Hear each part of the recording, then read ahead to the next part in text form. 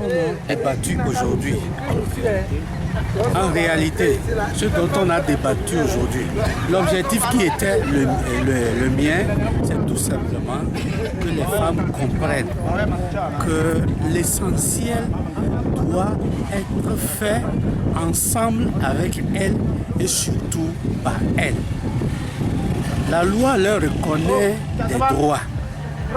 Il leur appartient de venir à la justice si besoin en est pour réclamer que ces droits-là soient respectés. Vous voyez avec moi.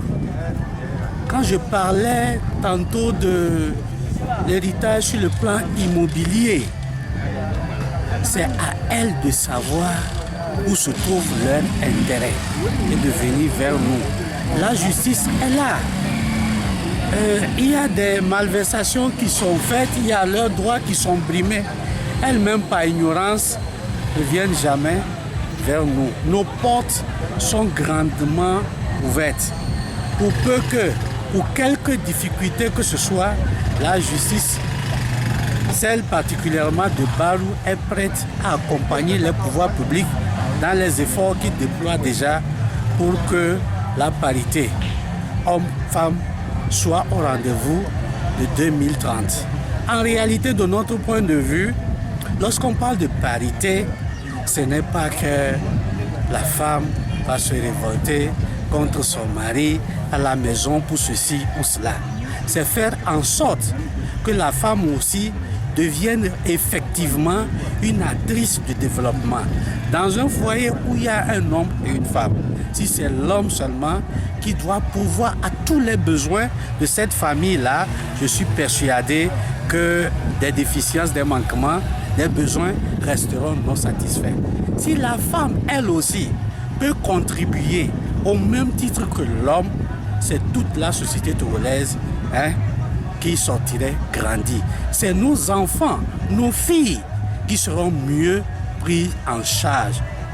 Voilà à peu près ce que j'ai à vous dire à l'issue de cette journée et qui, de mon point de vue, satisfait toutes les attentes. Merci, Monsieur le Président. Vous avez donné un exemple qui me tient moi à cœur, c'est qu'aujourd'hui, le constat est que les femmes eux-mêmes constituent un blocage en ce qui concerne la revendication de leurs droits. Oui, c'est une réalité. Et ce n'est pas parce que ce n'est pas ignorance. C'est pour ça qu'un accent particulier doit être mis sur la sensibilisation. Leur faire comprendre quels sont leurs droits, ce à quoi elles peuvent légitimement et légalement s'attendre, et leur montrer les voies et moyens par lesquels elles peuvent faire entendre leur voix. Et moi, je veux que les organisations de la société civile s'appuient également sur les autorités coutumières, les chefs traditionnels, pour expliquer un certain nombre de choses aux gens.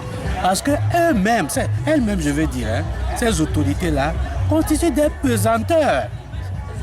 Quand je vous parlais du déni du droit à l'héritage à la femme, ça vient souvent des chefs traditionnels qui se disent garants des us et coutumes, qui disent que c'est toujours comme ça qu'on fait dans notre localité.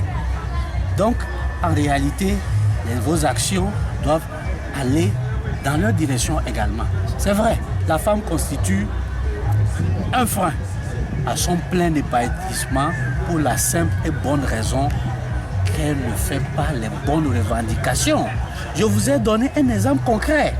On partage, je crois, 18 champs et 4 femmes se sont contentées de 2 champs pour laisser l'opportunité à leurs 2 frères de se partager les 16 autres. Le juge ne peut rien. Quand les dames elles-mêmes manifestent leur volonté que ça se fasse ainsi, le juge ne peut que se plier.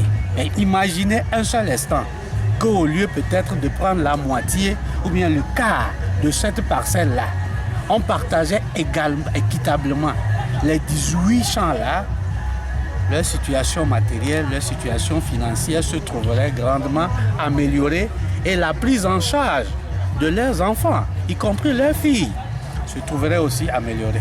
Voilà ce que j'ai à dire. Merci. Oui, merci.